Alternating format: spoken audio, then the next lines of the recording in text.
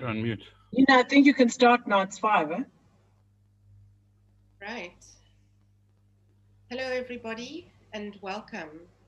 Thank you to viewers and participants across multiple platforms for tuning in to the launch of the economic report, New Wine into New Wineskins, an alternative economic strategy for South Africa's economic reconstruction. Considering the release of another economic report from the President tomorrow, this is a timeless release by the authors, made up of policymakers, economists, and academics from diverse public, private, and research institutions. A special thank you and acknowledgement goes to Dr. Asghar Adalzadeh, Dr. Sombulo Malumisa, and Juan Beneke for their work on modeling this economic framework, which you can read more about in the report. So the authors are proposing that we could see GDP double in 10 years, have 10 million people move out of poverty, and cut unemployment by 2/3 to 12% by 2030. It's the kind of vision that fits with Professor Thuli Madonsela's M-Plan, under which the authors convened. So if we just have a quick look at our program, just to see how our time will be spent. We'll first hear from Professor Thuli Madonsela, and then our two primary authors, Dr. Nthabiseng Moleko and Professor Mark Swilling. There's also time for a Q&A. So for those of you on the Zoom platform, please feel free to drop your questions in the Q&A box. And then we'll have a closure by Professor Mark Swilling. So to our first speaker, who really needs no introduction, but I'll do it anyway, is Professor Thuli Madonsela, an advocate of the High Court of South Africa. And she is the Law Trust Chair in Social Justice and a law professor at the University of Stellenbosch. Here she conducts and coordinates social justice research and teaches constitutional and administrative law. She's the founder of the Tuma Foundation, an independent democracy leadership and literacy benefit organization. She's also the convener of the Social Justice M-Plan, which is a Marshall-like initiative aimed at catalyzing progress towards ending poverty and reducing inequality by 2030. Professor Madonsela, you've said and acknowledged that economics is not an exact science, but that this report is especially resonant with your Marshall-like plan and the vision you have for a thriving South Africa. Could you tell us more about how this report came into being and how it links to your M-Plan vision? Thank you. Thank you, Nina. And thank you to the Institute for Sustainability for the privilege to address you. Thank you to Dr. Mark Swilling and Dr. Nthabiseng Moleko for the work that has brought us together today. It is said that the journey of 1,000 miles begins with a single step. And the Ethiopians say, the time to plant a tree was 20 years ago, and the next best time is to plant it now. This report is very timely in that we are at a takeoff stage with regard to our journey to recover from the coronavirus, COVID-19. But when we set out as the social justice chair at Stellenbosch University, working with other universities and civil society organizations that are committed to social justice, we were not responding to the coronavirus COVID-19 or the impact of the regulatory responses to it. We were responding to the fact that about a quarter of a century into democratic South Africa, we found ourselves being labeled by the World Bank as the most unequal society in the world with the highest Gini coefficient in the world.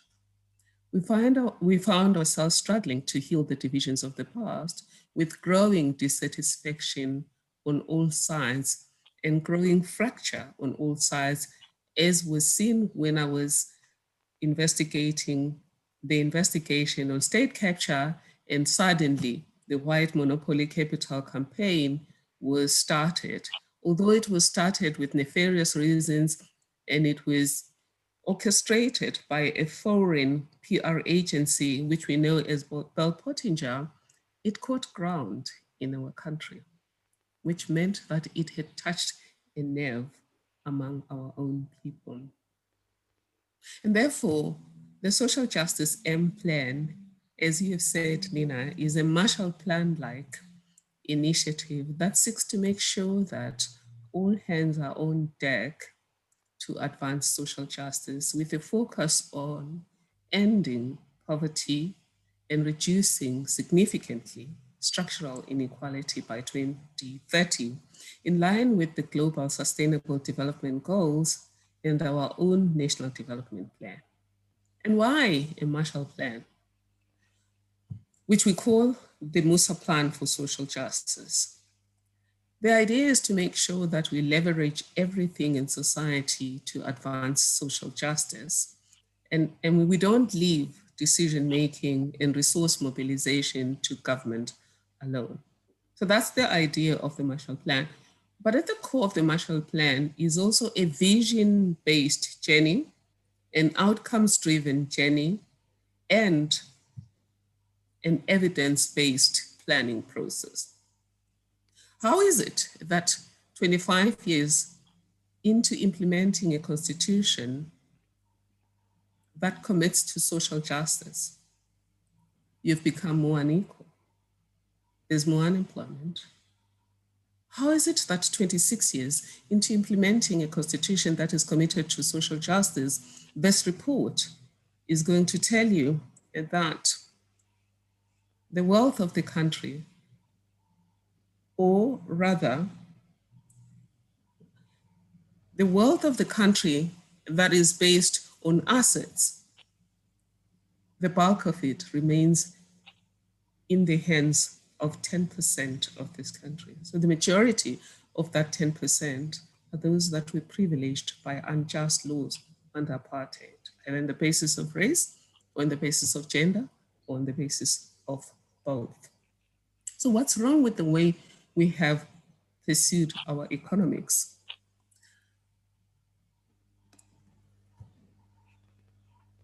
What this report is going to say is you needed a visionary approach to things.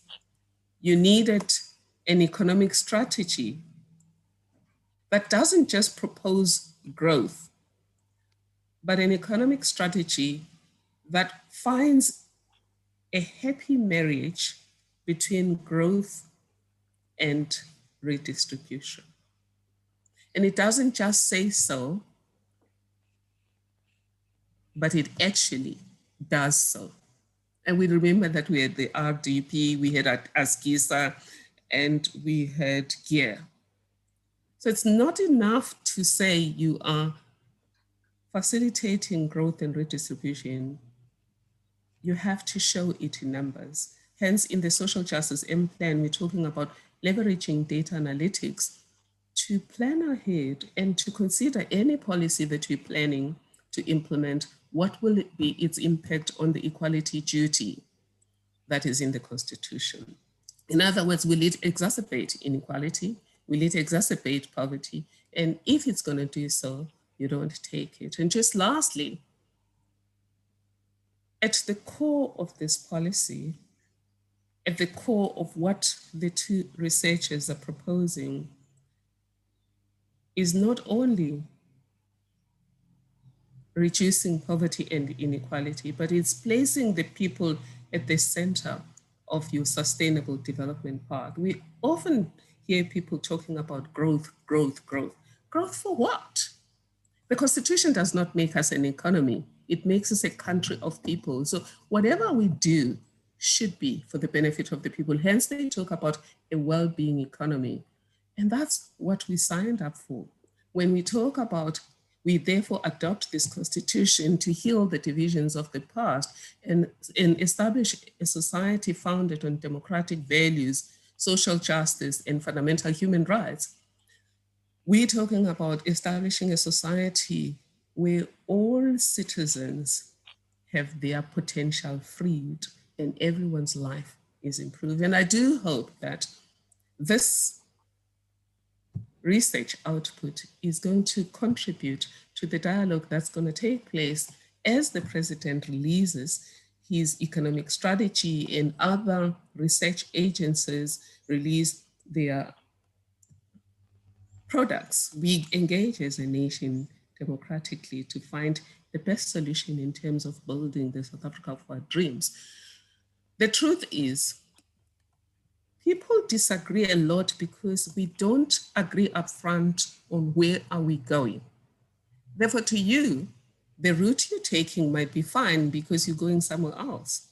Whilst I will disagree with you because I'm going to a different place. And the idea here is, let's start with a vision. What does South Africa look like in 2030? And what pathways are most likely to take us there without leaving anybody behind? Thank you. Thank you. Thank you so much, Professor. We really appreciate your opening words. Next, we will go to Dr. Moleko. Ntabiseng Moleko teaches economics and statistics at the University of Stellenbosch Business School.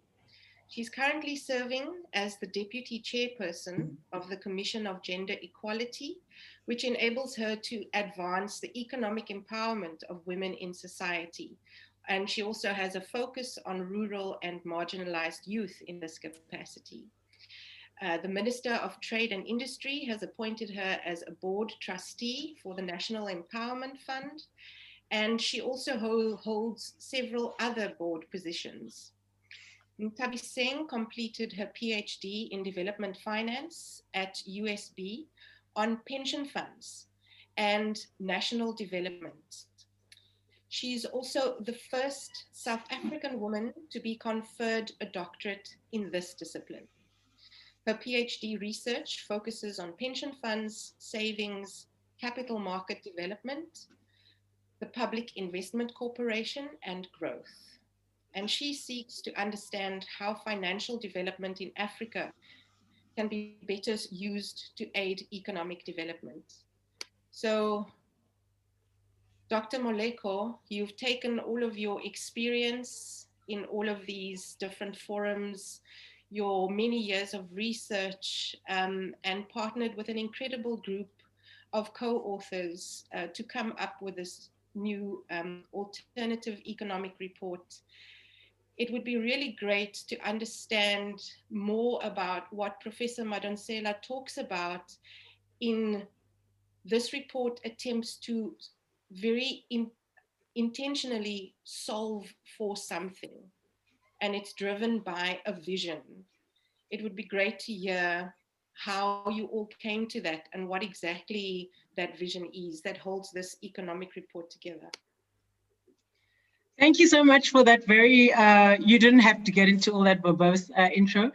Greetings to our co-panelists who are here, Prof. Swilling, Prof. Madonsela. Thank you, Nina. And greetings to all who have joined us today just to hear what is this alternative economic framework. Every distinguished guest who's watching, my colleagues who have joined us, and also our co-authors and our workshop participants who played a very pivotal role in the formation of the 7 strategic interventions. I want to welcome them all. I cannot name them all individually. I know they are here. immediately just to start out by saying what we have engaged on, what we have analyzed, what we have researched, what we have modeled. I'm going to start on the outcomes. What are the outcomes that you will see if what we are proposing is actually going to be a reality? Our focus is not necessarily to labor on the challenges, to labor on the limitations. And I think that's very much been the focus of many of our economic discussions, is to argue about the problems and the divisions, to argue about the quantum of the problem. We can argue about the definition of poverty until tomorrow, I tell you, especially with academics. But ours is to really say, how can we forge an economic trajectory that will revive our hopes as a country, that will revive the hopes of the 10 million unemployed, and deal with the systemic and economic entrenched poverty and inequality. And I think what Prof. Madonsela calls systemic inequalities, that the Constitution says we must heal the divisions of our past in. And so what we're saying is, if we implement the proposed alternative policy reform measures that we have modeled together with the ADRS modeling, the following is likely to occur. And I think that's where I want to start off. We're in a time of COVID-19. The effect on growth is massively negative. Our range is up to 12%, depending on the severity of the impact of COVID, which we will feel in the third quarter, and we've already started to feel it in quarter 2 of our GDP. It will lessen the negative impact of COVID. Secondly, the recovery period will be shorter. This is all in our report. What we are proposing is South Africa needs to have a growth rate of 6.2% in the next decade. And we are saying alternative and bold decisions need to be taken by our leadership, by our economic cluster, by trade unions, by the private sector, all decks on board. We cannot have an conflict of interest where you're only looking to your own interest. And I think in economics, it's what we call trade-offs. We have to look at what are the trade-offs necessary so that we can all reach the desired 6.2% outcome of growth. The projections by the Center of Economic Development has projected that if we are to have the same average employment rate as the rest of the world, we have to grow at an average growth of 7% for 15 years. So what we are saying is it's possible to have 6.2% growth in a decade, but how will you get there? We will get into the detail. We're also saying that if you implement our alternative policy reforms, you will create between 8.7 to 9.8 million jobs, depending on the implementation efficacy, but also on the strategies and the approach of the strategic interventions that are taken on by the economic clusters. The different economic clusters are both the economic clusters and all the enablers, that being your energy subsectors, that being Eskom and how we deal with the energy crises, because it's a requirement for growth to occur that you actually have a stable, cost-effective, and have a mix of renewables, particularly an energy transition from coal in South Africa.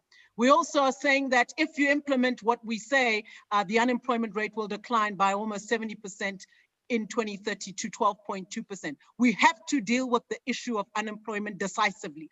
The economic strategies that we employ have got to deal with it decisively. And labor absorption, or what we call labor intensity of employment, or employment intensity as economists, is really on the low in South Africa because of the capital intensive nature of our growth and the deindustrialization that has continued to systemically happen over our last 25 to 30 years. Poverty must drop, and we are saying if we implement what we are saying, we have measured it, and we have said poverty will drop by almost 50% to 23%, is over 50% right now, and inequality will decrease by over 16% in the next 10 years. We have modeled this.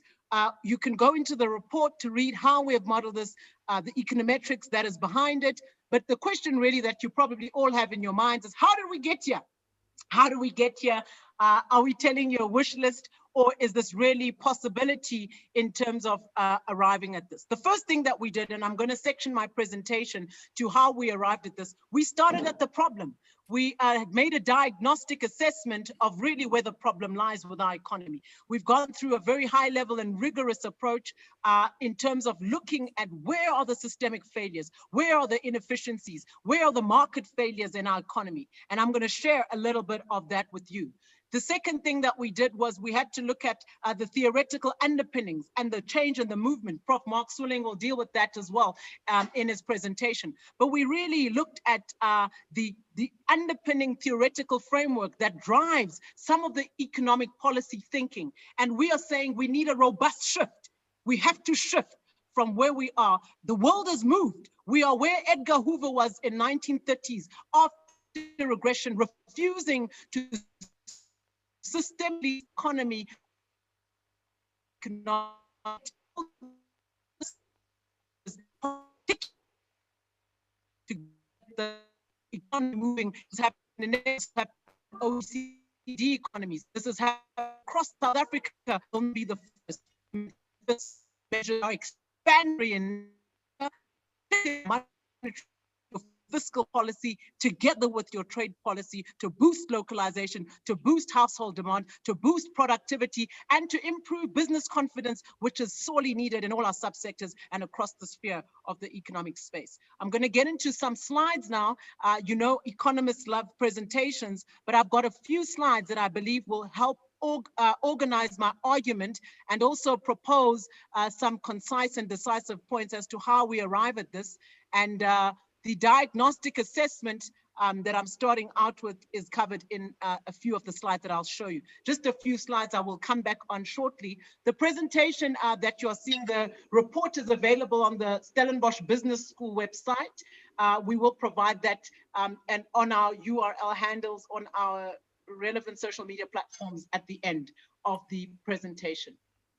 If we don't do what we are saying, the likelihood is that poverty, unemployment, inequality, the low growth and the low employment trap will remain.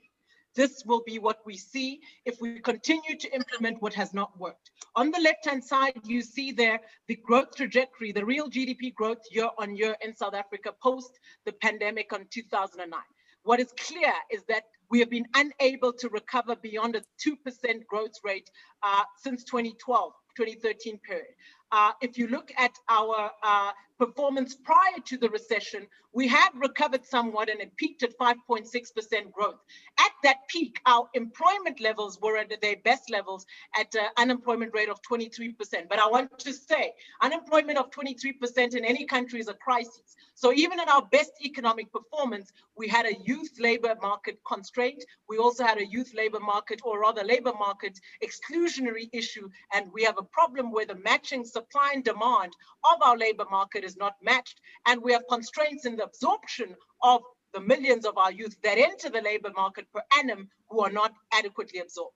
The youth unemployment is sitting at almost 70%. If you look at the expanded definition, unemployment is sitting at 42% if you look at the expanded definition. And I think that's where we need to focus, because it's not normal to have 4.5 million discouraged work seekers in a country anywhere. The result is poverty is over 50%, and year on year real GDP, irrespective of what we have done, before COVID, I want to stress this, before COVID was sitting at 0.7%. Last year was approximately 1.5. If you're looking at the different downward measures that were done by different IMF or the SARB or the National Treasury, but they're always being revised downwards. And that is a massive problem. Inflation, we have been successful in targeting between 4 to 6% band because of our monetary policy. The main instrument that is being used of our monetary policy is inflation targeting to deal with the macro fundamentals. And what we are arguing in this paper, that you do need to look at the issue of prices of goods. However, we argue that we need to expand the use of our monetary policy, and we need to be more aggressive in using our monetary policy instruments, and particularly the Reserve Bank, with the type of development challenges that we have. And we believe it's a key resource for the state and the South African people to revisit and review the mandate of the Reserve Bank. We have also said that if we don't deal with the free fall, and in our report, we look at all the scenarios of what can happen based on what we do as a country. The rate of free fall and the length of time you spend in the free fall is dependent on the fiscal stimulus you put in place and whether that stimulus quells the drop in your net exports, the drop in your expenditure in terms of government, or the drop in your investment level of investment that comes in terms of foreign inflows. In South Africa, what we are seeing is that when you compare us with selected emerging markets, in the report, you'll see the detail. Countries like Turkey, Ghana, countries like China, Brazil, the BRICS economies that we like to compare ourselves are within this cluster. The per capita GDP increase, which really tells you the health of your economy and whether you're able to improve the livelihoods of your people, beyond just looking at GDP growth as a number or an indice, you really need to look at whether the improvement of the lives of your people is happening. And we can see where we are right now in comparison to where we were in 1994 is actually worse, which is surprising. This is very concerning for any economist. And you can actually see we had experienced a dip immediately at the time of the Asian crisis in 1998, and we are where we were in 1998, particularly in terms of per capita GDP. And this says that the quality of life over the last 25 years for the majority of South Africans has actually not improved. We need to do something about this drastically. I love this slide because it tells us really what have the outcomes been of the different economic policies that we have implemented over the last 25 years. We have seen the GEAR, the RDP prior to that. We have seen ASGISA, the New Growth Path, and the National Development Plan.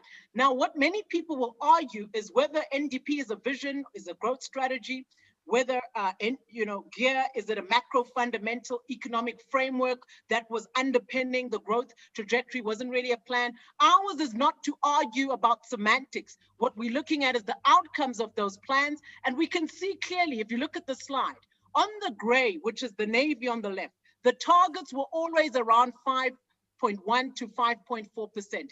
On the light blue, you can see the outcomes.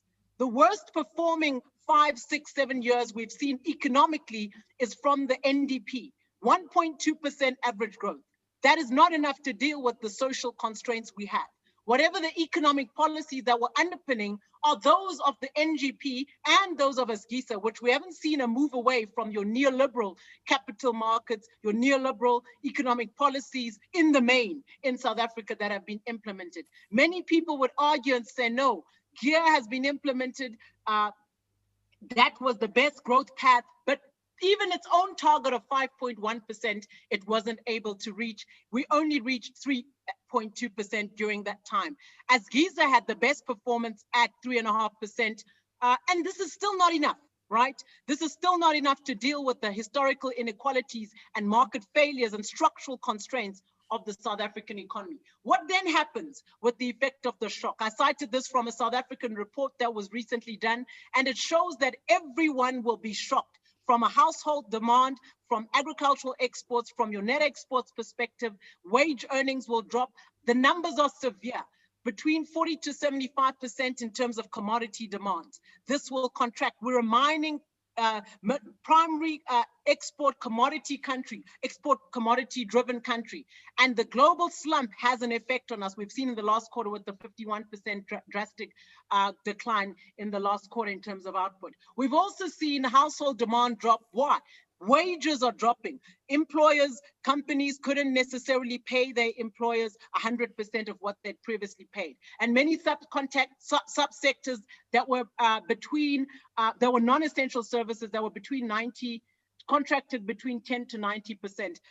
The effect of this is that there is going to be a shortfall. We've heard the SARS commissioner tell us that 304 billion likely shortfall this year alone. And if we don't boost our economic growth, right, we see a deterioration in our fiscal sustainability. We see a deterioration of our debt to GDP. If we don't deal with that systemically, we are likely to repeat the errors of the past. So therefore, we are then proposing this alternative economic framework because we are seeing the policies of the past have not resulted in the outcomes that we want to see. We are proposing a break from the past to a new and innovative come forward. What we have seen since June, and I want to now come to some of the detail of the report. In June, we've seen the Minister of Finance go to multilateral agencies to borrow approximately $7 billion US for the shortfalls that are imminent. This report clearly says that we don't necessarily think that should have been the route. We propose that there be alternative domestic resource capital mobilization methods that we can employ. The research that we have put in place in the section that talks to private sector participation, clever use of our pension funds. We're not talking here about taking your pension and building a road. What we are talking about is efforts and interventions that have been used by Australia, by Canada, by the US, by Asian, Latin American countries, where they take up to 30, 40, 50% aggressive amounts of their pension funds to drive their national development. They use their domestic capital markets to drive national development. We're not seeing this in South Africa, yet we have massive underdevelopment and severe capital constraints. We do not believe that we necessarily need to go to multilateral agencies. We also believe that the lender of last resort should be the SARB, which is our Reserve Bank. And there are many examples, again, internationally. Japan was able to grow its economy in 10 years in the last 2 decades because they used effective instruments using their monetary policy specifically in partnership and in coordination with the fiscal policy instruments. So the two have to be in synergy and they have to work together. So ours is to say, very big up to the state for the fiscal stimulus measures.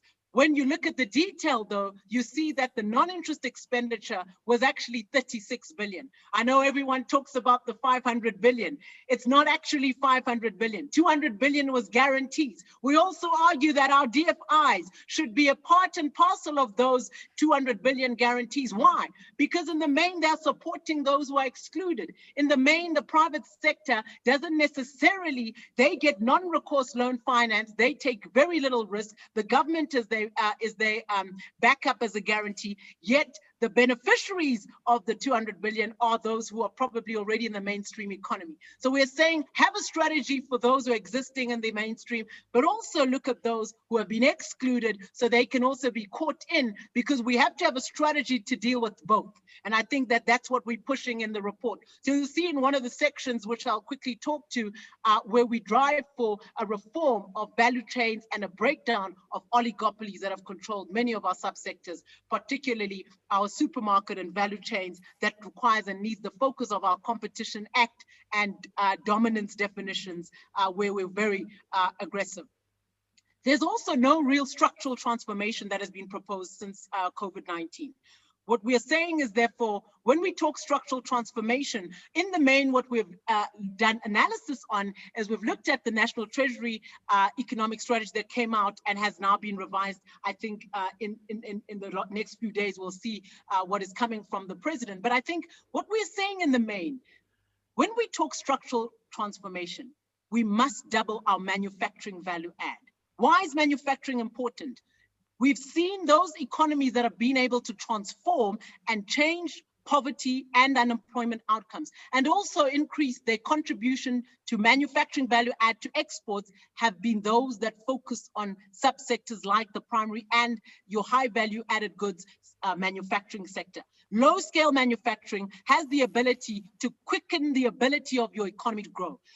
Manufacturing has the ability to increase your labor absorption. Manufacturing has the ability to reignite and reinvigorate all our villages, all our townships, the economies, particularly small scale manufacturing. And also I want to add, food, agriculture, all of us eat every day. This is a good that is highly inelastic, in the sense that it's irrespective of what happens, whether COVID is upon us, all of you are going to the supermarkets. Why? Because you need to eat, right? So the food and the supermarket value chain requires a specific focus in terms of looking at increasing outcomes and output as a subsector, and we focus on that in the report. The point that we are making is that total investment as a percentage of GDP has not necessarily increased over the 25% level that is required for you to drive up growth. And we have done all we can with our neoliberal economic policies. And yet we still haven't seen the outcomes that we desire. And we're saying perhaps we should try an alternative approach. And this is where we are coming in to say, let's be aggressive in trying to use our domestic resources, our domestic capital, work together with all the different agencies of DFIs, the Development Bank of Southern Africa, work with the National Empowerment Fund, work with the Industrial Development Corporation, work with the Land Bank. And I know everyone wants to know what the Minister of Finance is going to do. I'm not going to be a prophet here, but what I'm saying is let's effectively coordinate these functions and these agencies of the state so that we can quell the low level of public investment, which has gone down, by the way, over the last 10 years, if you look at the graphs. I'm not going to show them to you now. But as a result, public investment has declined as a percentage of GDP, and yet this is at the same time with all the other indices in terms of investment, and we've been unable to quell the growth question. Everyone is talking about debt to GDP. I've got to talk about it today before I close off. Debt to GDP will improve if we focus on growth.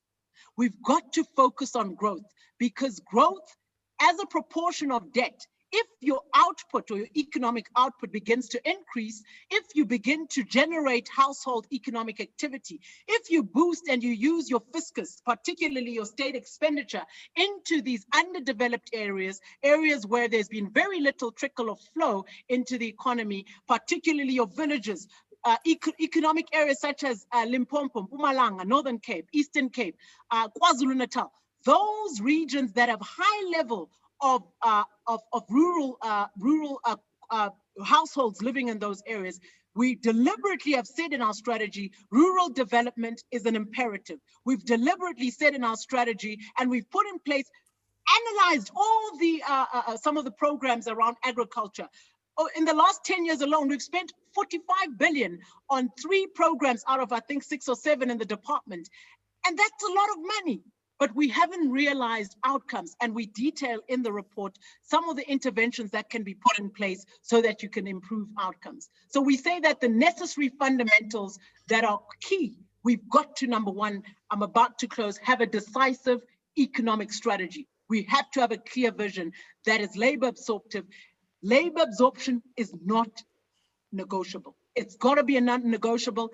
Any plan that we have has got to have measures and clear monitoring and measurable targets of how these proposals that are going to be proposed, even tomorrow, I want the nation, look at what is proposed. What therefore is the outcome, Mr. President? What therefore can you show will happen to unemployment? If it's not creating more than 7 million jobs in the next 10 years, the country should question, therefore, what is the alternative that can produce it, right? And I'm putting him on the spot here. But I think that we as a nation are at that point now where we need to put our economic policies to the test to say, what will the results be, just as Prof. Madonsela has said. Secondly, we say alternative mechanisms are needed to produce and enhance our productivity. The policy instruments of neoliberalism, the incoherence in our trade policy, speaking to our long-term industrial policies, they don't talk to each other, right? We need to have a serious economic restructuring that substantially increases both the share of our manufacturing sector as a means to growth, but also our manufacturing value add to the African continent. African continental trade, we talk about the new EFTA, but how are we going to use that across the board to derive economic growth? And NICs have shown that manufactured goods are key in terms of industrializing and growing your economy. Many say we've passed that point. We should just look at your 4IR. We should just look at services. We should just look at tourism. Our paper is in abject disagreement to that. We believe that you've got to have an industrial sector. We believe you've got to produce your food. We believe that you've got to have your distribution and value chains reformed, particularly develop your infant industries so that you can improve your local economies and boost your local companies to be a part and parcel of our economic trajectory. There's got to be a aggressive transfer of factors of production to Black South Africans, colored South Africans, Indian South Africans, but in the main, the majority of those who remain disenfranchised are your Black South Africans. Asians were also disenfranchised, but we believe that the distribution along historical racial lines must speak to the now aggressive transfer of factors of production to that. There's a chapter we deal with. And of course, we've got to talk about the state and optimizing the public good. Technology, and I think I will close with 2 points on energy, and South Africans must all work. We have agreed that digitization and a knowledge economy is a necessary, fundamental, and enabler that will secure the outcomes that we want. We do believe that the mineral energy complex needs to be responded to decisively. One of the key subsectors and new industries that can be generated in South Africa is your renewable energy as a subsector. We pull out Professor Borat's frontier sectors that he has done extensive research on. I don't know why we as a country are not using his research and some of the outcomes. We're working in a collaborative approach, I must mention that. And we're citing various works you'll see in the report from different South Africans who have done extensive work that we haven't necessarily used in the fashion that we should.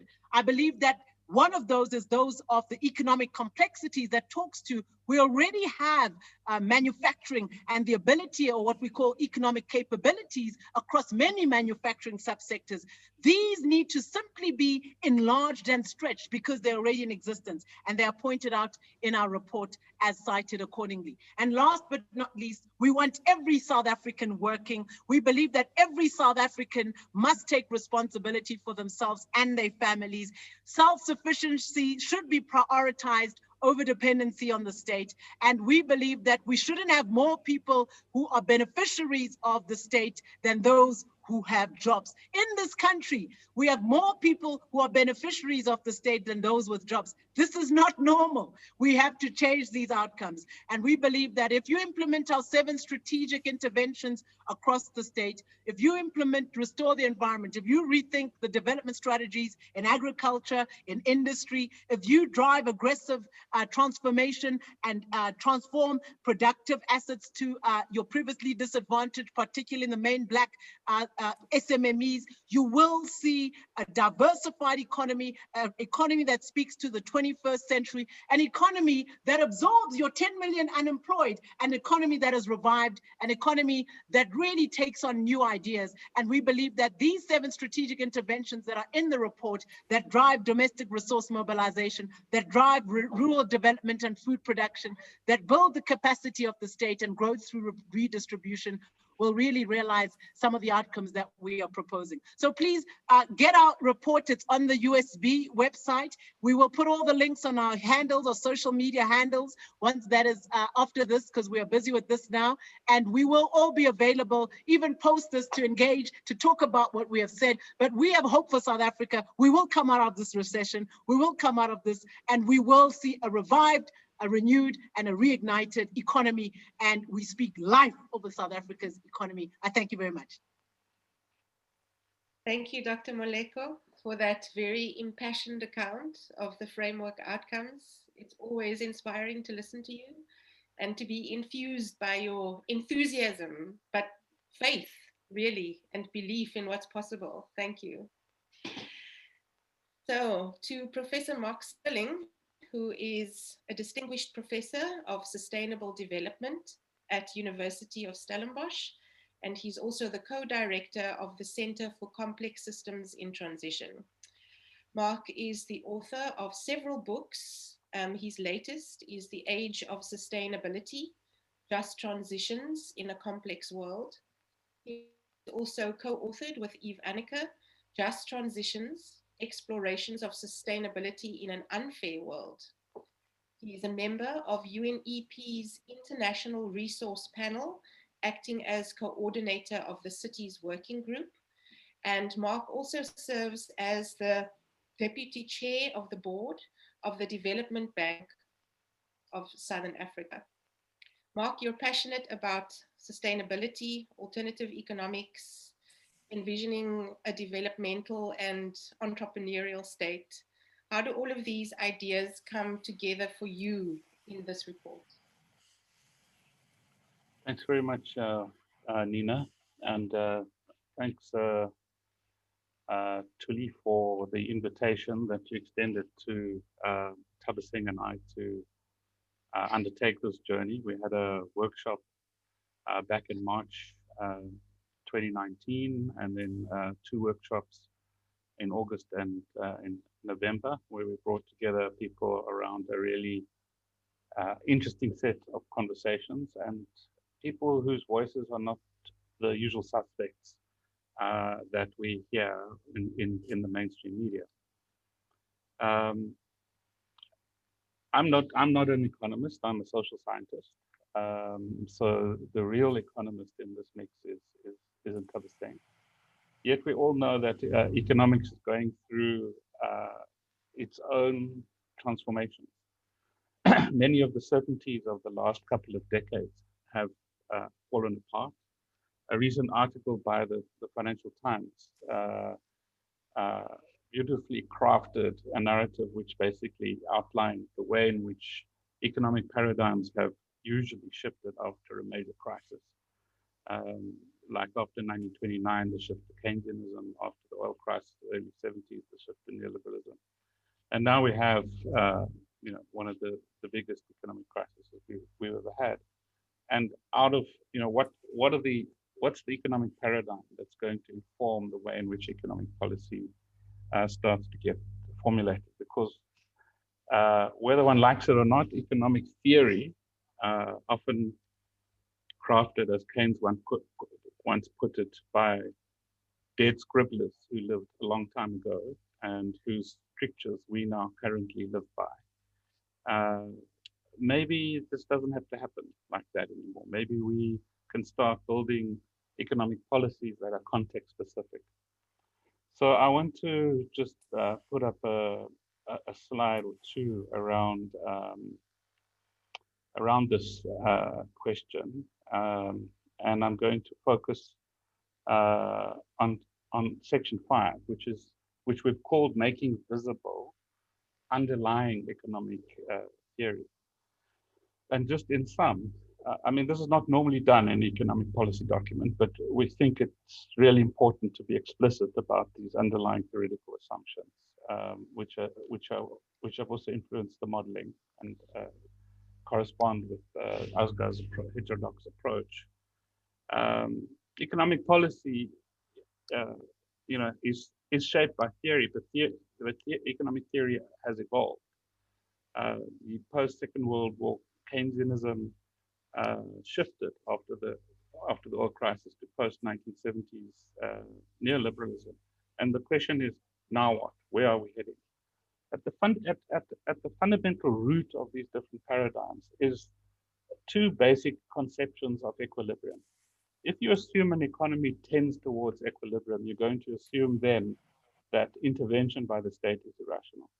But if you accept that economies are like any other major system, natural and social, and they tend towards disequilibrium according to not just the first, but the second law of thermodynamics, then intervention makes sense. So in 2016, the summer of 2016, the northern summer of 2016 was a key turning point when quite a number of leading international economists basically declared that many of the economic paradigms that had been used in the previous 25 years are no longer useful, including Paul Rober, Nobel Prize winner and former chief economist of the World Bank.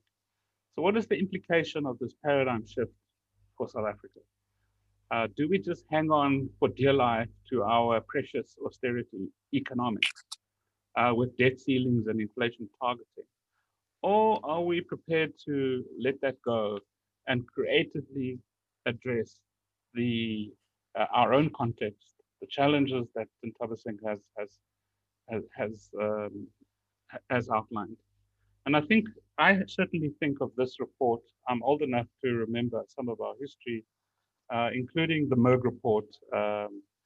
And if you haven't read Vishnu Padiachi's and Robbie van Niekerk's fantastic book, Shadow Liberation, which outlines the evolution of economic thinking within the ANC, and in particular what happened in 1993 when the Merg report was pushed aside, the Macroeconomic Research Group report was pushed aside in favor of what eventually became GEAR with its neoliberal underpinnings, as opposed to the Keynesian underpinnings of the Merg report. So the bottom line is this: No, there are no examples of developed or developing of a developed or developing economy that is successfully developed with low inflation and low debt to GDP ratios. Why do we think we can do that, especially given our inequalities, our development challenges, and our current economic crisis?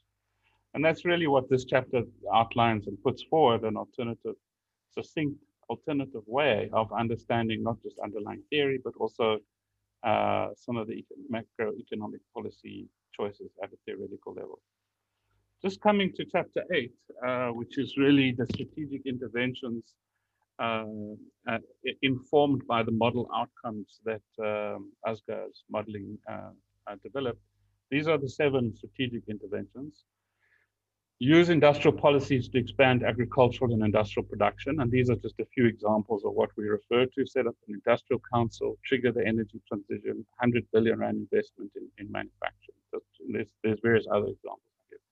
Use labor policies to enable absorption of unemployed South Africans into the labor market. And these numbers have already been referred to by Ntabiseng, which are derived from the modeling. Thirdly, domestic food production and rural development. Not just the traditional farmer support, which is necessary, but also investments in new rural urban value chains.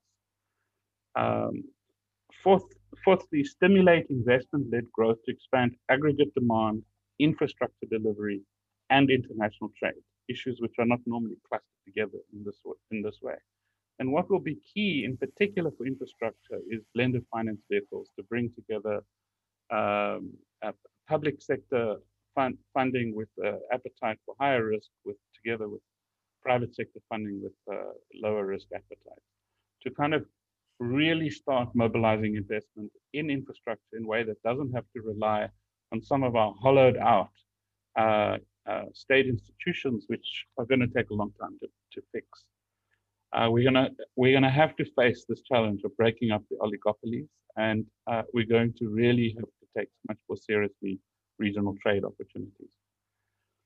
The 5th strategic intervention is rebuilding state capacity, and we consciously propose an approach developed by Matt Andrews and his colleagues called the problem-driven iterative adaptive framework, which is really, instead of these grand, visions and missions, kind of flip chart driven strategic planning that results in fancy documents which nobody reads. How do you build the capacity to identify specific problems, build the kinds of partnerships that are necessary in order to address those problems? And a very good example of that kind of work that's being done in South Africa is the Economic Development Partnership in the Western Cape. Rebuild the policy units that were dismantled, re-establish a democratic policy admin interface, and re-establish managerial training, not just policy training, but managerial training for public servants, which has gone into decline.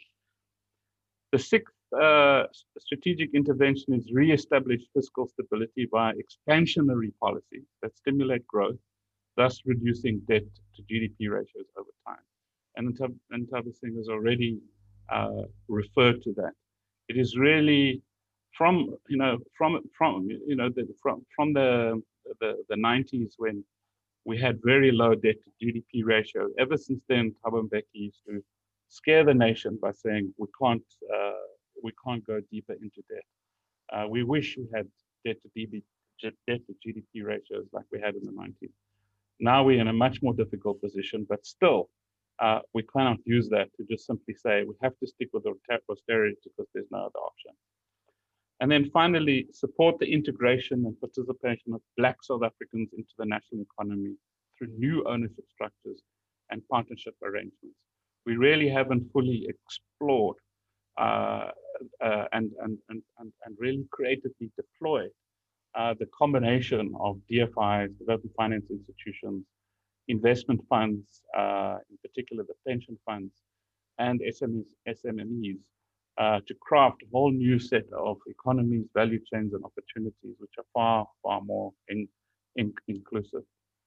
So I think I'm going to leave it at that, and hopefully this helps us to open up a conversation that allows us to, in a sense, go beyond what our comfort zones, go beyond policies driven by fear of stepping beyond what is approved in the global community as the correct way to do things. We really, really have an opportunity now to proceed from our context and work out policies and strategies that are appropriate given the incredible challenges we face. Thanks, Nina. Great. Thanks, Mark. Thank you, everyone. I think we've gotten a much clearer idea of what it is that you mean when you say bold. I think some of your points there, Professor Swilling, were really underlined those points. So there are a few questions in our question and answer box. I'm not sure how many of them you've looked through, or Dr. Moleko, if you have any favorite questions that you'd like to pick out and answer. But one recurring one that Melvin, Belekazi, and Siraj have mentioned in the question box is a reference to pension funds. One expressing the fear that our pension funds, how can you guarantee that our pension funds won't be looted? There has been a lot of talk around prescribed assets. Would this be the funding approach envisaged? And Siraj also asking about the financial sector and reforming the banks and other elements of finance. So if you could perhaps try and attack those three questions together. Thank you so much, Nina. Thank you so much to the participants with their questions. I want to start off with the pension fund question. It always comes, and I love it because it gives us an opportunity to engage on really why our construct is fear. Our construct is coming from a place of fear, and this is at odds with most economies that have tried to grow themselves, and what they've done, and the approach is very different. And I can use several examples just to prove the case in point. And I think that for us, what we have seen and what we have said in this report is to say, we refuse that fear be our driver. Our driver is the outcomes that we want to see. Our driver is to see a compounded average growth rate of 6% over the next decade. Our driver, I'm starting at that point, is to see, so that we can always go back there, is to see unemployment declining to 12.2%, which is what the model is telling us if we implement 100 billion investment into all of these subsectors. Let's go to the problem of the financial sector. South Africa is a highly financialized growth path. South Africa has seen more than 8 trillion in their financial markets, non-banking and banking, in terms of assets. South Africa sees growing PIC under the banner of Government Employee Pension Fund. The biggest, by the way, the scale and mass of the South African pension fund has seen it increase. These are stats. Now, I wrote a PhD on this. I can give you a lot of numbers about this. But on average, we have grown between 2003 and 2013. We're at the highest compounded average growth rate, around 14%. This decline, though, in the last, every 10 years, they look at the compounded average growth rate. It's still quite high in terms of comparably to your OECD economies. But what you are seeing is that the scale at which those economies are using all of these finance in their domestic markets is very different to what South Africa is doing. What are we proposing? Firstly, let me start with that. We're not proposing taking pension funds, giving them to government. Let me just start there. We're not proposing taking pension funds and giving them to government. That's number one. Secondly, we are proposing that an asset class be created.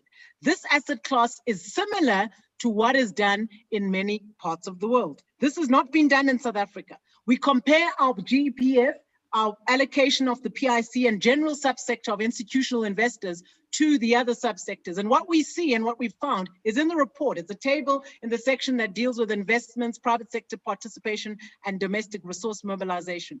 The percentage of assets under management in Canada, for an example, in terms of dollars and US million, 136,039. How much of it goes to infrastructure investment?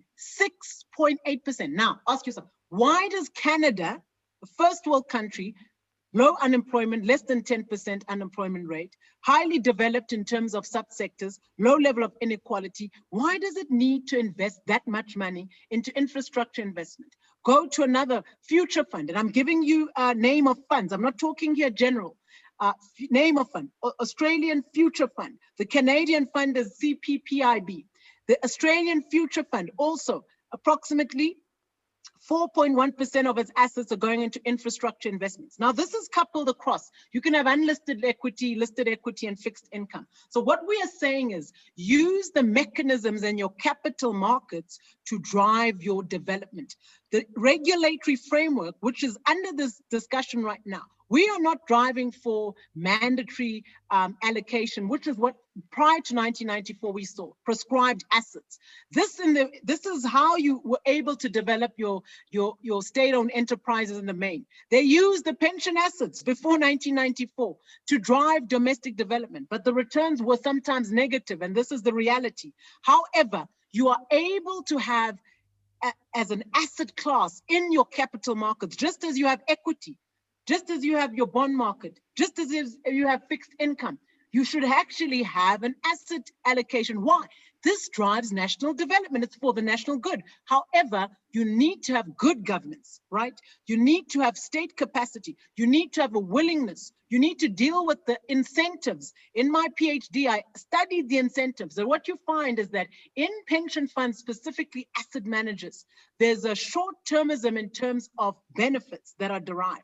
And they drive short-term gains for long-term at the expense of your long-term development. And if you don't deal with those systemic failures, you're not going to see changed outcomes. I can list the Australian Super Fund, 11.8% goes to infrastructure. New Zealand Superannuation Fund, 9.9%. In Peru, the AFP Horizonte Coal Fund. A lot of the AFP funds in the Latin Americas are investing more than 10% into infrastructure. Portugal, Banco, BPI, 20.8% into infrastructure investment, both across unlisted, listed, and fixed income products. So what we are driving at, what is the South African position?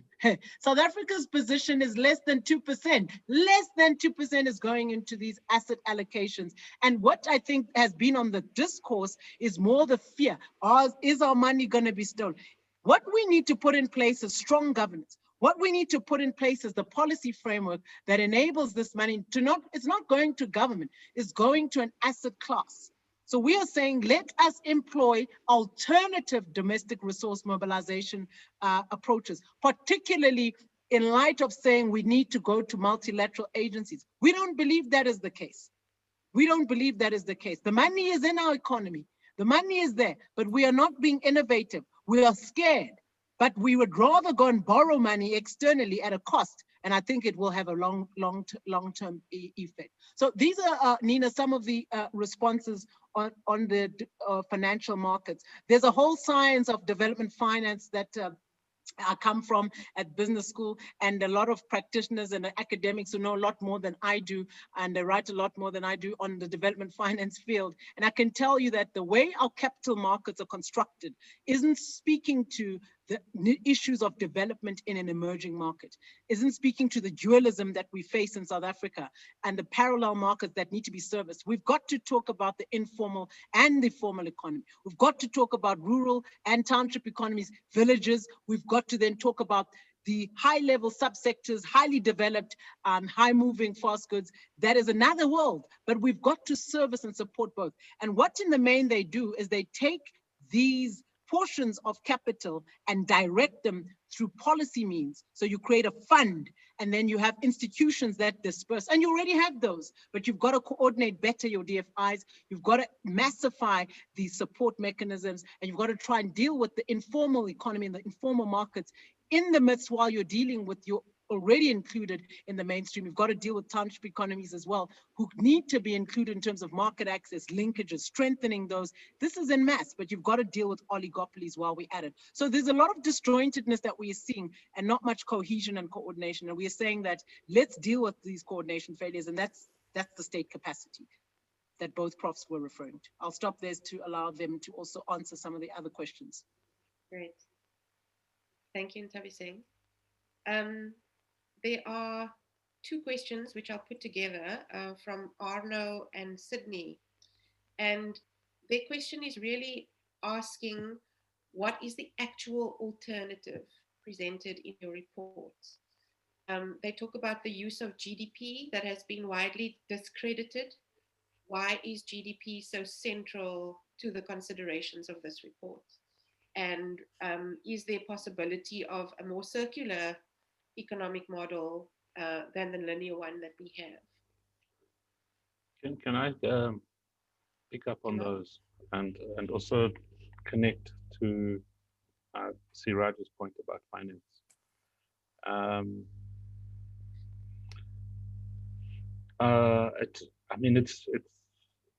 It might sound a cop out, but I think it's true that it hasn't been possible to cover everything. And I think we could actually, given Siraj's point, strengthen the argument with respect to the need to reform the finance sector. I think it's more implicit, especially in the discussion that when we bring in the discussion at various points, the role of DFIs and how they could be strengthened in order to shape the kind of investment-led growth that is required. And I agree that that's unlikely to happen as long as the financial sector is structured as it is now, in a way that really kind of limits our options. So, for example, the pension funds who want to increase their ability to locate their investments outside South Africa beyond the current 30%. It shouldn't even be 30%. It should be lower. But there's an unfortunate way of calculating risk and understanding the long term, which militates against the kind of investment-led growth we need. So I think those are issues that could be strengthened. I think the emphasis on GDP, or kind of using GDP, which I feel uncomfortable with, and there is a brief discussion of that in chapter 5, where we talk about the implications of the SDGs effectively downgrading GDP, because we now have a much wider range of goals that the world has committed itself to, not just the GDP. But the problem in the South African debate is that the pessimism that the whole country is, this kind of this dark pessimistic cloud that hangs over the whole country, is because of this obsessive focus on debt. And you can't really get around that problem if you don't ram home the fact that the issue is not debt, it is growth. And if we don't, growth understood as an increase in the number of monetary transactions, which is a unfortunate way of understanding value add, but it is necessary in order to dislodge this incredible pessimism. So if we shift the focus away from debt, therefore austerity, therefore cutback, and that is going to have a negative impact on everybody, and people are going to lose jobs, but we have to reduce our debt first. If you can break away from that paradigm and say, well, what are the kinds of interventions, institutional arrangements, configurations, state building initiatives, etc., that are actually going to increase what we call growth as measured by GDP, which then changes the debt to GDP ratio, which in turn makes it possible to lift this deeply pessimistic dark cloud that hangs over us because of this obsessive focus for nearly 30 years on debt as a scary monster.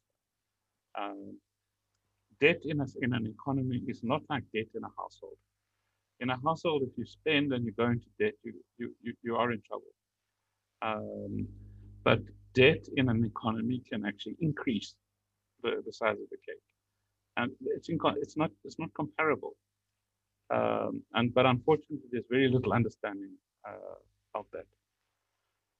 On the question of the circular economy, yes, of course, that's the greater resource efficiency, waste recycling, all the green economy investments make enormous sense, and they're probably going to get some of an emphasis in the report that's going to come out tomorrow out of the Presidential Economic Advisory Council.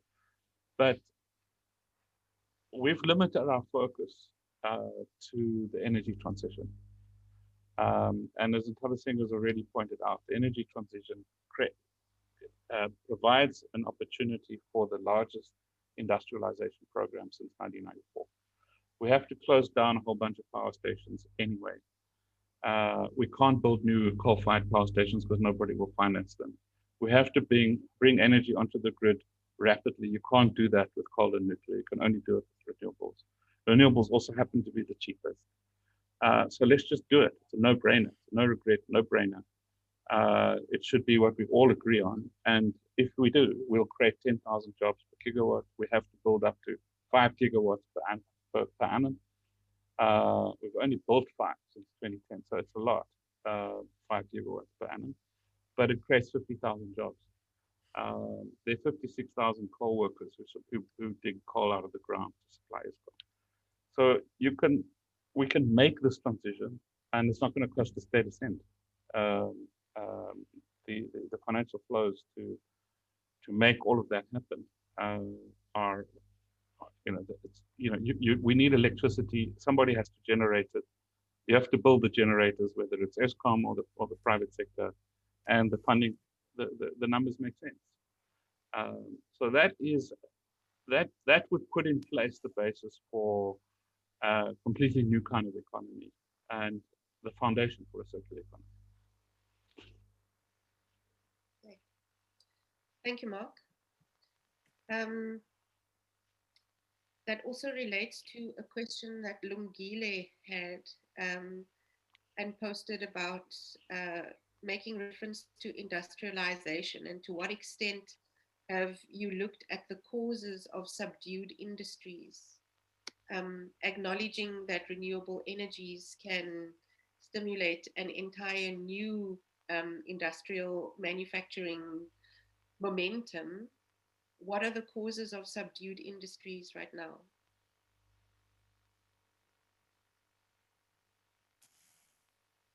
Thank you so much for that question. So we have looked at that. I'm not sure the question is coming from. Thank you for that question. And we've looked at the inadequacies of our industrial strategy. And we've found that it's a bulk of issues. The way in which we approached the analysis was to try and understand what has been done firstly in South Africa from an industrial policy perspective. What has been the industrial complex that we are dealing with? And so the report emanated, I think, on the workshop we had with various economists, policymakers, unionists, and other like-minded and different-minded. In fact, there were other academics from Stellenbosch economics faculty who joined us. And we looked at the industrialization and the requisite macro policy instruments in South Africa and what the industrial sector and the cluster looks like. And our approach was to look at the outcomes. And what we've seen is that there's a centralized oligopolistic industrial complex in South Africa. We've also seen that it's owned by a relatively small cluster of shareholders. An example is the agri-processing or the agri-space, where 80% of our foodstuff come from a fifth or 20%, a very small, minute group of companies. Number two, the labor force is highly vulnerable to inefficiencies because of this concentrated operating structure.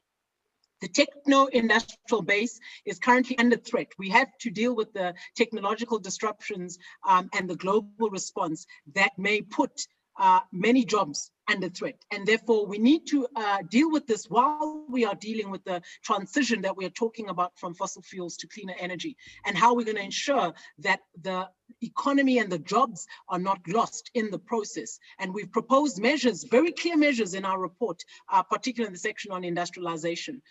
We've seen also that the other aspects we've seen is that the inefficiencies and negative performance of our organizations, like, for an instance, we speak about ArcelorMittal, the productivity and the competitive ability of the downstream industries has diminished.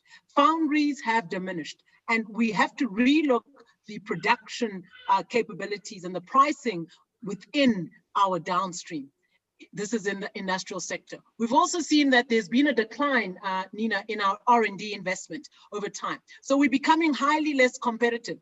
If you invest in R&D, the CSIR, those type of structures that look at your research and transforming and translating most of that into packages of not just products, but commercial and viable products, you're actually able to commercialize those ideas. And that's how many countries, and we looked at the Nordic group as a case in point of how they became shipping moguls on the back of R&D, on the back of generating ideas and output, thinking of ideas and focusing on specific targeted sectors. In South Africa, we have not necessarily had targeted industrial sectors. We are everywhere. We are in every subsector. There's no subsector where we don't. If it's tourism, tomorrow we are wanting this one. Everywhere, we're everywhere.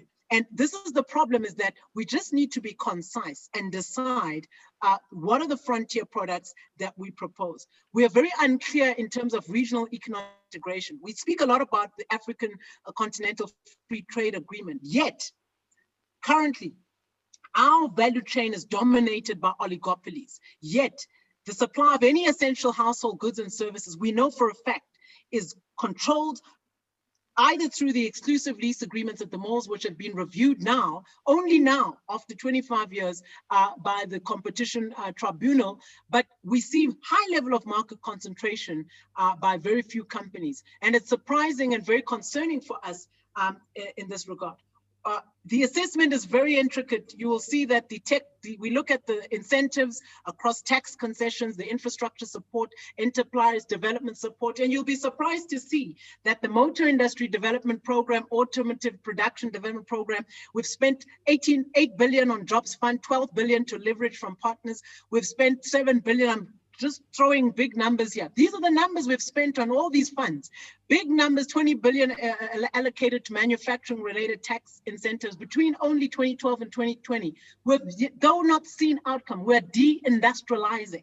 So the industrial complex in South Africa, the downward stream inefficiencies, the problem with pricing, dealing with actual less jobs coming from your auto sector, even though they're massively supported in terms of trade and tariff. So there's inefficiencies there, and we don't know who's analyzing this. We are continuing to behave in this way, but we need to really look at the competitiveness of South Africa, its ability to use our existing incentive and training grants to drive up labor absorption and to drive up competitiveness and productivity across the board. So we have looked at that in detail. We've outlined the inadequacies. We do believe that the trade policies, particularly those that hit at subsectors like, for an example, poultry, textiles, and these subsectors which employed a bulk majority of our people. If you look at the Western Cape, KZN as subsets and examples, we need to look at how can we use our trade policy to drive our industrial capability. The two need to talk to each other. We also need to look at how do we use our trade policy. We know that many of the institutions that are driving tariffs, that are liberalizing and that have already done these changes are independent. But what we need to start to see in the state is a synergy and a parallel working together. Is our fiscal policy, monetary policy, and all the trade policy speaking to the outcome we want to see? If not, we need to look at it and review it. This is what we're saying. So there are many inadequacies that we've picked up, and then we propose an alternative. So I won't go into the alternative now. I want you to read the report, but we've suggested, in line with the frontier products, examples, and I want to just mention them quickly. Stone wool, vehicle parts, pig and poultry fat.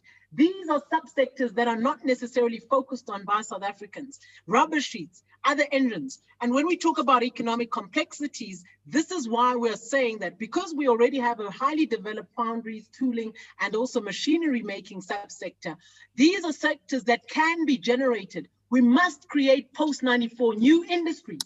We must build new industries. We must see new manufacturing companies come up across the board. And I'm saying that all that we list here, your renewable energy components, all your young Black youth should be rushing to enter.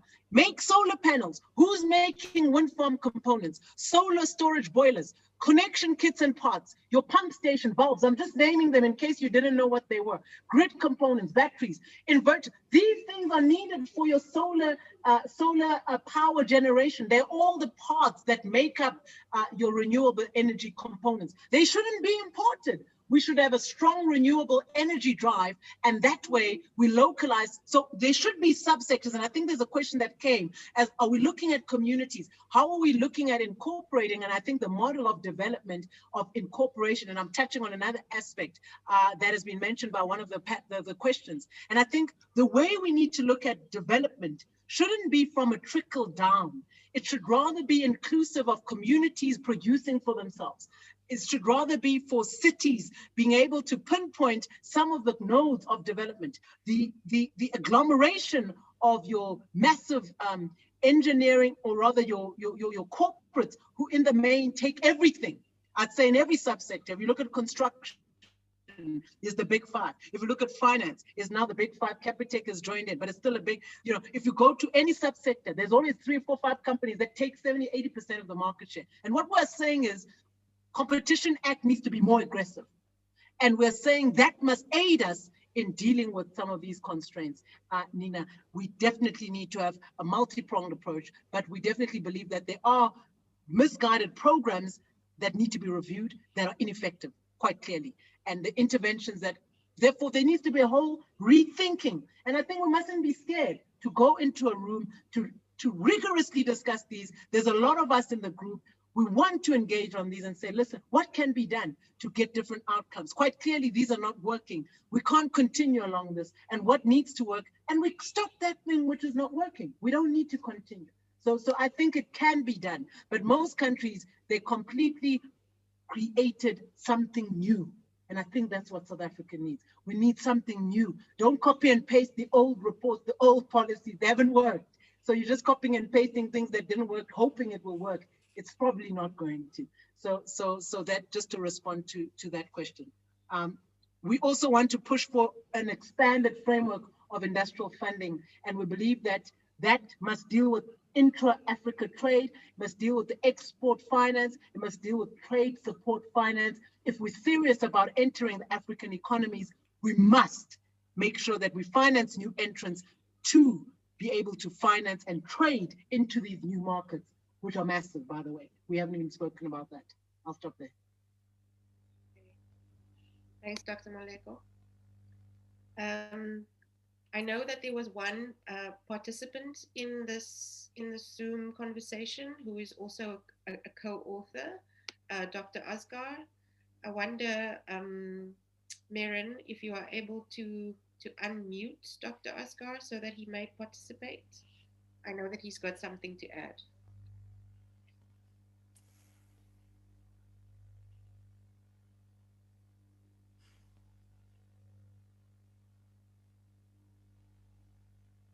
In the meantime, maybe while we figure out those technical things, there is a question about, this sounds like another great plan that South Africa may have trouble following through on, and this is from Brian Ganson.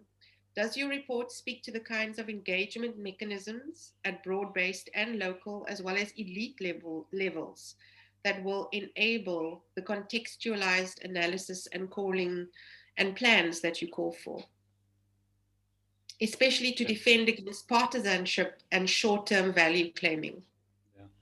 So, I mean, this is a real challenge that we South Africans face. So if our point of departure is that we are crippled, the only conclusion you can come to is that you need a wheelchair to get across the road. And that's what you'll design, that's what you'll set up, but it's not going to get us very far. If our point of departure is that we have extraordinary potential, that we have extraordinary social capital, that we have actually got a set of some viable institutions. Yes, the state has been hollowed out during the state capture years, and before that, when inappropriate economic policies were also followed. We have all of these challenges, but if our point of departure is because we can't implement, we therefore mustn't dream, what we will end up is bumping along the bottom, doing our best, but actually not dealing with the challenges. So yes, there is a very good chance that this is just another grand plan which has no impact. But I think what it's trying to do is to demonstrate we actually can think big, we actually can think long term, we actually can do the kind of modeling that produces the results that can inspire action and people. And we then have to build institutional capacity. But we're not going to build institutional capacity in the way that we have done before, which is, focus on organograms, sectoral plans, long-term visions and missions, and then hope for the best. We need this incrementalist approach where we start with problems which may initially be fairly small, build confidence and capacity and networks around those, score some victories and proceed. And it's a snowball effect that so you have this combination of a big vision on the one hand and a commitment to focusing on the detail in an incrementalist approach that has been influenced by the work of Matt Andrews and others who have also become disillusioned with 20, 30 years of good governance investment, but still we have weak states that can't implement. We need a very different approach to building state capabilities. Thanks, Mark. I think there are quite a few questions in the chat that relate to building capacity, not only in the state, but also project capacity. And that there's a mention that we have an unfortunate history of not being able to execute large-scale projects, and this is outside of government. How do we improve? I think it's also linked to quite a few questions around education and youth. Yeah, I mean, we do have the last, since 94, there's a whole range of projects we can point to that were failures, but we also, there were institutions that got on with the job of building schools, building hospitals, keeping the roads going, keeping the electricity system going, even though underneath it was being looted, which means we couldn't invest and plan properly for the longer run. Yeah, all of that is true, but compared to many other African countries, we have no excuse. We have technical colleges, we have universities, we have a professional infrastructure in the private sector and within state-owned enterprises and so on. It's how this gets effectively mobilized. And at the moment, I have a lot to do with state-owned enterprises. Being involved with the Development Bank, we fund a lot of them, and we're the biggest funder of infrastructure at local government level, and a big funder of the renewables sector as well. And it's the quiet work that is done by people who think in terms of assembling what is needed to make a project work. That's not what journalists write about. That's not what gets celebrated, but it's there, it's happening. And I think we just have to understand much better what works, build on that, and increase the capacity of a new generation of institutions, which I do think, for example, like the infrastructure fund, that I do think will have to get built almost in parallel to the ones that have been hollowed out, because the ones that have been hollowed out are going to take a long time to fix. Okay. Thanks, Mark. I can just add to that. I think Prof Madonsela may want to add in terms of state capacity, but I just was going to say that I think just a heartfelt response on, we just need to start from scratch. Countries were demolished after World War II. They've rebuilt. Countries were bombed to nothing, to smithereens. They rebuilt. As Prof Madonsela's plan is saying, let's rebuild. Let's start from scratch. We are just talking about the economic component, and we have dealt with some of the state capacity constraints in some of the propositions and proposals made. But what Singapore did, as an example, they weren't necessarily bombed out, but they realized that they need to create a class of people of excellence in the state. It was a long-term project, but they started small, 2, 5, 10-year trajectory. Put the best in the state. Give your principals good pay, salaries or wages. Make sure that your best and brightest that want to serve are given the opportunity to serve.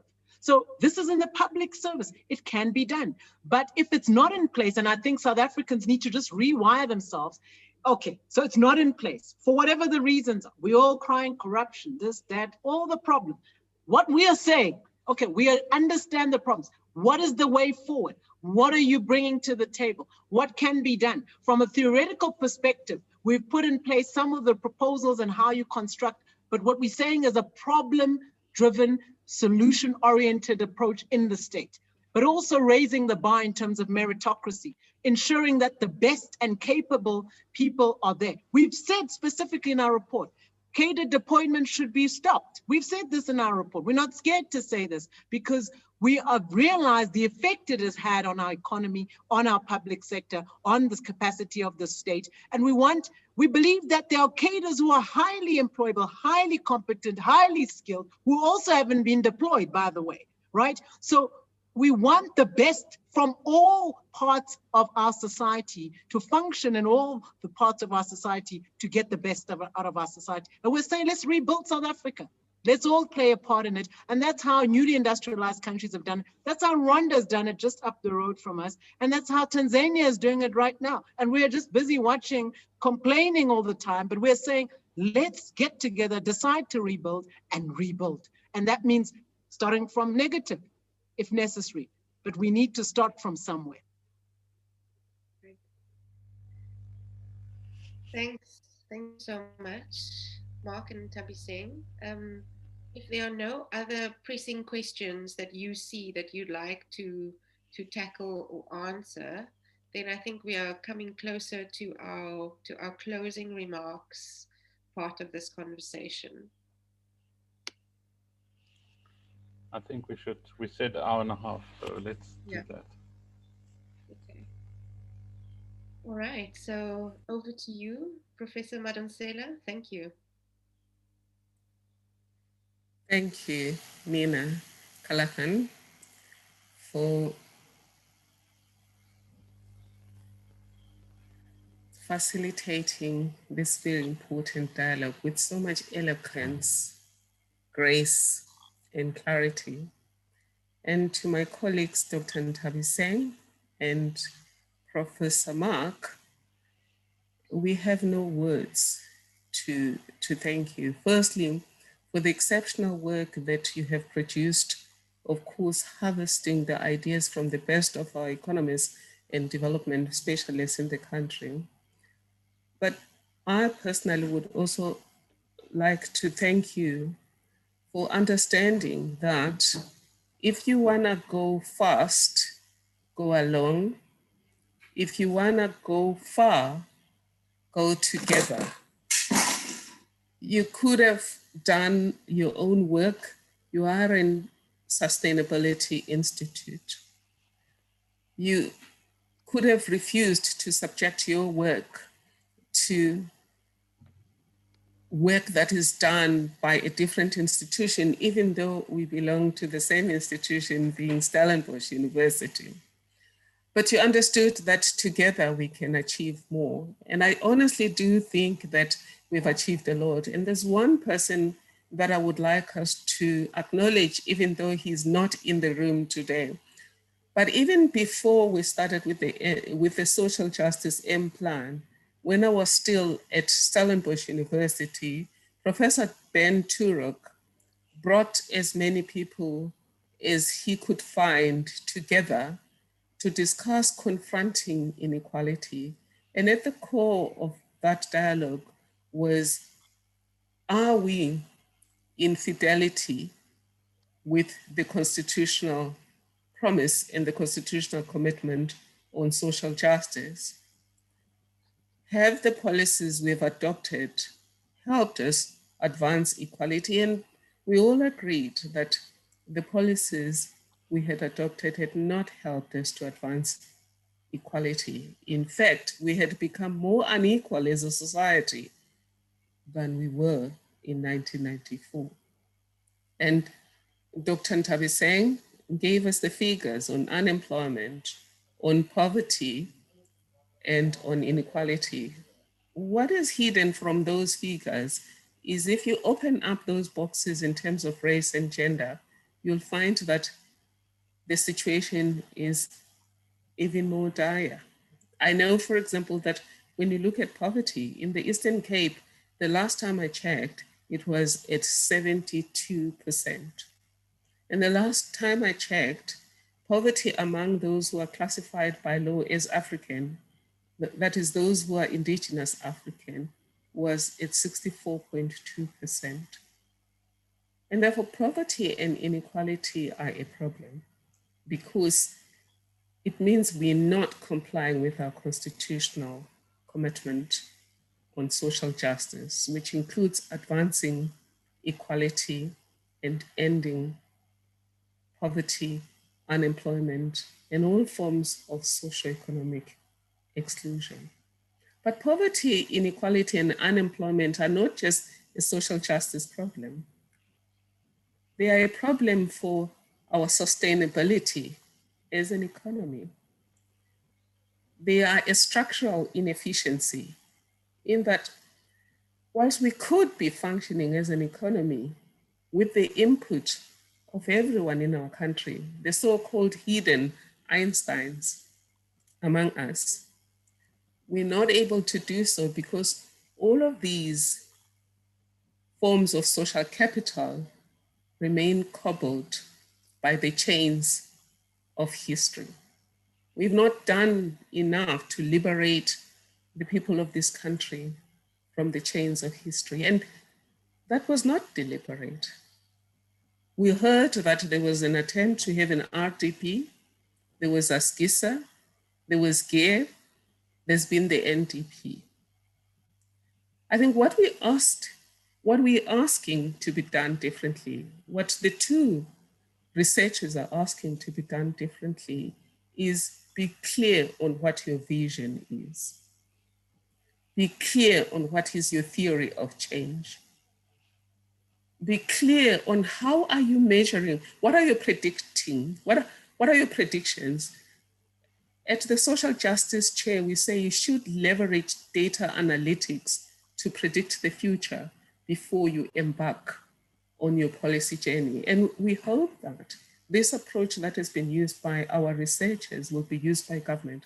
Even if what we're saying today is not taken wholesale, this country should not sign on any policy that is not clear on what is the vision behind it, what is the theory of change, and have we used data analytics to predict what will be the impact on unemployment in the next 10 years? What will be the impact on historical inequality? What would be the impact on industrialization? And I liked what our colleagues said. One of the things we learned at Harvard was you shouldn't import what you eat every day. And COVID-19 taught us that. But the things that you're going to need on a day-to-day basis should be things you are able to produce for yourself and they're accessible all the time. And what this policy says is that it's possible. We can leverage our own social resources, which is our people, our own social capital. We can leverage our existing financial resources, but we can also invest in everyone for the sake of everyone. And that's Ubuntu. In Ubuntu, you invest in everyone for the sake of everyone. I am because we are. Thank you. Thank you, Madam Chair. Thank you to all of the panelists. Really appreciate your bold and very clear message. To all of our participants and viewers, it was a pleasure to have you, and I'm sure you've come away as inspired. Thank you so much. There is a link to the report and also the hashtags where you can contact and follow us and talk about us. So please do. Thank you so much for joining. Bye-bye. Thanks, Nina.